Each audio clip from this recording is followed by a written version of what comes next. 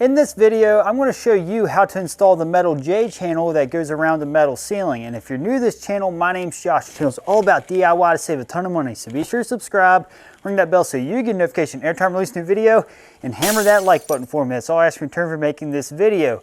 So we got some great information to go over today, so let's get started. Before we install the metal panels on the ceiling, I must first install what's called J channel around the perimeter of the ceiling. And what J channel does, it gives a finished edge, as you can see here, and that way when you look up at it, you don't see all the rough edges around the ceiling. And then right here is where we are going to nail to secure the J channel to the ceiling, and then it's going to lay right into that channel, the panels that is, and it's going to look really good when it's done. The J channel is going to start in this corner, so I got to make two different cuts in order to make this corner look good. So the first thing I got to do is take a measurement so I break on a truss or a floor joist that's going across, as you can see here.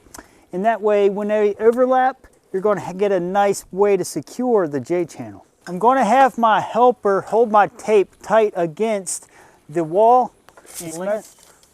And because the J channel comes in 10-foot pieces, the nearest place that I can break it is right here on this floor joist. And that gives me 14.5. And now when I break this, I don't break in the center because there's going to be an overlap.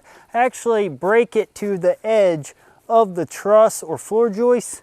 And that way it's a place the overlap's going to be nailed and it's going to hold both pieces at once. Because I want a factory edge at the break to where the overlap's going to occur, I'm going to pull off the factory edge of the J channel and make my cut that's in the corner from this piece. Instead of cutting this side first, then cutting this, we want to pull off the factory edge. I have 1/14 right here, and I'm going to use a Sharpie to make the mark so you can see it on film. Typically, we would just use a pencil, but in this case, we're going to use the Sharpie. So we're going to mark the ultimate length, and then I'm going to add 1 inch to that, and right here is where I need to cut the whole piece off at first. I'm just going to take a speed square, lay it right on the piece of J channel and make a square line here. And then we will go ahead and flip it over and make our square line on the back as well. Now just going to cut right down those marks. Then we're going to give it a nice bend and then cut that off.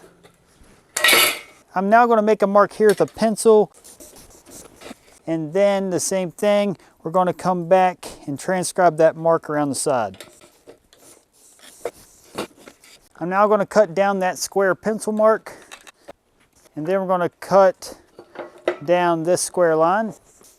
And then I'm going to cut in a manner to where we leave this bottom piece on. So I got to cut right down the edge of the J channel. I'm now simply going to fold this piece back, and then if you take a look on the inside, that's going to seal off that inside to give it a nice finished look. In order to secure the J channel, I'm going to be using 1.5 inch galvanized nails. Aluminum nails will work as well. With my helper on the other end, I'm going to lift up the J channel into place and then butt it tight against that wall. I'm now going to use my nails and secure it to the bottom of this floor joist or truss, because I say floor joist or truss because these are actually trusses that are going to be used as the floor joist too. So I just wanted to put that out there.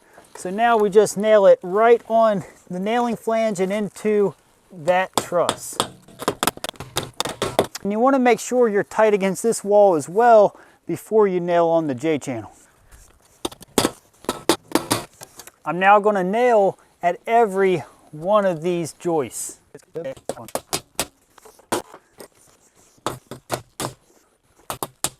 And I'm going to make sure not to nail this end yet until our next piece goes into it. For the next piece that intercepts into that corner, I'm going to measure over to the nearest block in which it breaks at the 10-foot mark.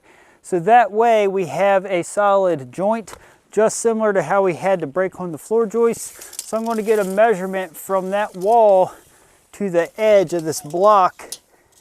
I got 105 3/4 inch. So I'm going to cut that to length and then make our 45. I'm going to pull my tape down to 105 3/4, and make a mark right here at this point.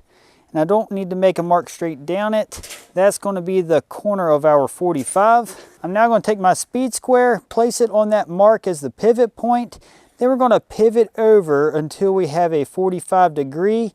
As you can see right here, we got 45 degree on the speed square. So now I'm going to take my pencil and I'm going to mark that right on the face of that J channel. So we got a nice 45 degree mark. I'm now going to mark this square off that point on this side of it. And then we're going to cut this off square as well. So I'm just going to cut this off right here roughly for now. Now I'm going to cut our 45 degree mark. And I'm then going to take my utility knife and just lift open this piece of metal that's overlapped on the inside. As you can see, that metal is lifted up in order to be able to slide into that corner properly. With my helper on the other side holding this piece of J channel, I'm now going to take the end with the 45 and slide it behind the piece that we just installed. All right, and as you can see, that piece of metal up top folded over on the inside of this, and then this went over the exposed edge. And now that gives you a nice 45 degree corner. Now we just nail this off like we did the other piece.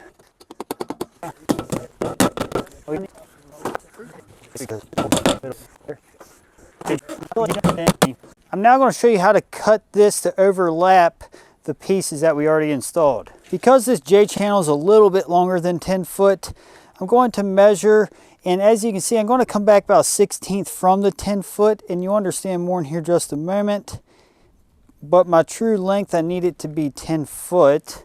I'm now going to take my 10 snips and make about a 50 degree angle. This doesn't have to be perfect right off of that mark that we made, just as long as it's a nice slope. I'm now going to just cut square right down that cut. And again, this doesn't have to be perfect because all this is going to be hidden behind the existing piece of metal. To explain how this is going to work, if this is the piece of J channel that I already have installed on the ceiling, I'm going to first take my utility knife and bend open that metal that's on the inside of the J channel. So this piece will slide into it like so. So we're just going to lace these together and we're going to push them into each other like that. And that is going to be how they lap together. And once this is installed up on the ceiling, we're just going to place a nail right here to hold them together. And that's going to give us a nice laced joint. Or some people call this a splice. And like I explained on the ground, I'm going to take my utility knife and open up this piece of J channel right where that metal laces over the face. And then we're going to slide our cut piece into that piece of J channel. And now that that's slid together, it looks really good. We're going to nail it off. As you can see, that cut makes a nice joint. All you see is just a little bit of metal right there. That's why we had to compensate that when we mark it. But all in all, from the ground, you'll never see it. Looks really good. When it comes to installing the rest of the J channel, I'm going to follow those same cuts that you see in the 45s in the corners and the straight cuts and then the laps. And then I'm going to go around the rest of the ceiling. So watch this time lapse.